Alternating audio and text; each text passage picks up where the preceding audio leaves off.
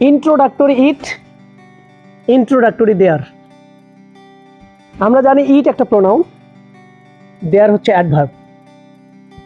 কিন্তু যখন সেন্টেন্সের শুরুতে ইট দিয়ে সেন্টেন্স শুরু করা হবে, কিন্তু ইট এর বাংলা অর্থ ইহা হবে না।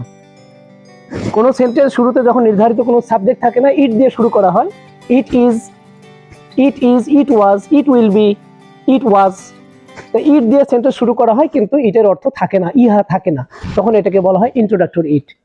It is easy to say but difficult to do, বলা সহজ করা কঠিন। ইট আছে, ইটের বাংলা অর্থ নাই, এটা হলো ইন্ট্রোডাক্টরি ইট। সেন্টেন্স শুরু করলো।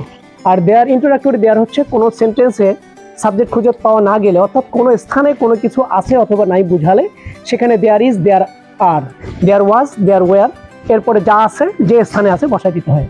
যেমন এই যে এইখানে আমরা এটা দিতে পারি একটা এক্সাম্পল, এখানে অনেক পানি আছে, অনেক পানি আছে, তাহলে there is much water, there is much water in the pond.